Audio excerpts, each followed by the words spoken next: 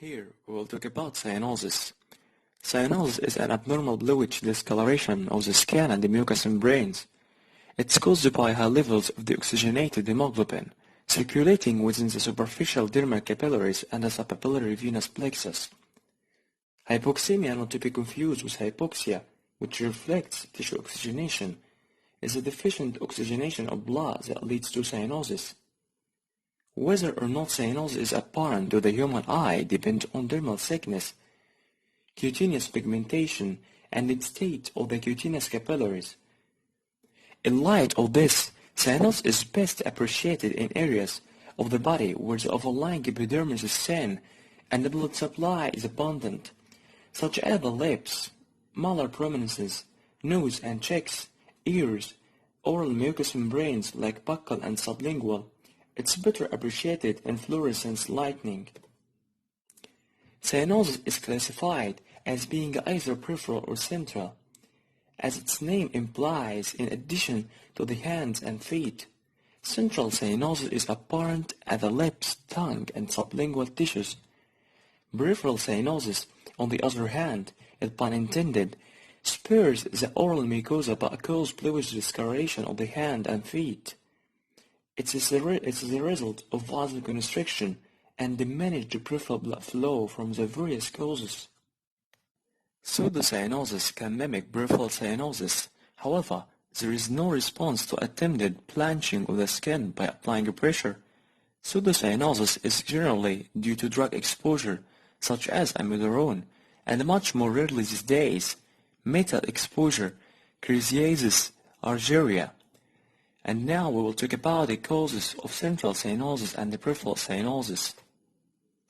Causes of central cyanosis are decreased arterial oxygen saturation, decreased atmospheric pressure high altitude, impaired pulmonary function, alveolar hypoventilation, ventilation perfusion mismatch, impaired oxygen diffusion, anatomic shunt, venous blood to arterial circulation, congenital heart disease, hemoglobin with low oxygen affinity, hemoglobin abnormalities, methemoglobinemia, hereditary or acquired, sulfahemoglobinemia, acquired, carboxyhemoglobinemia, not true cyanosis, chocolate cyanosis.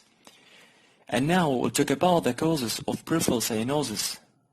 All causes of central cyanosis can cause peripheral cyanosis.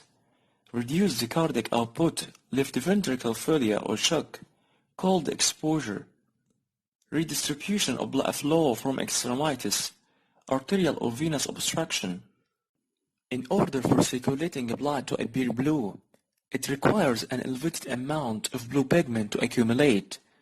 Central cyanosis is generally of a greater concern, as it requires reduced arterial oxygen saturation or abnormal hemoglobin derivatives to be present, like methemoglobin or sulfahemoglobin, and is generally a relatively late findings in the course of illness.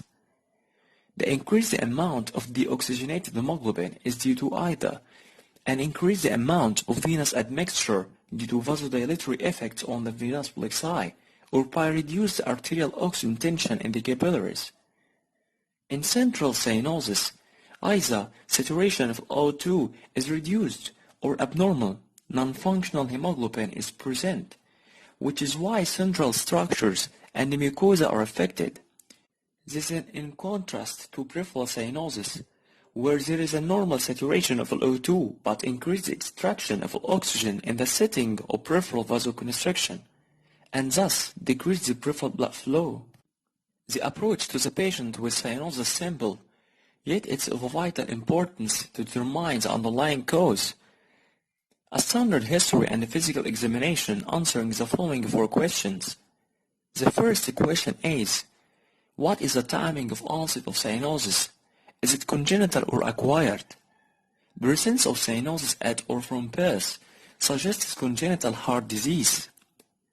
The second question, is it central or peripheral?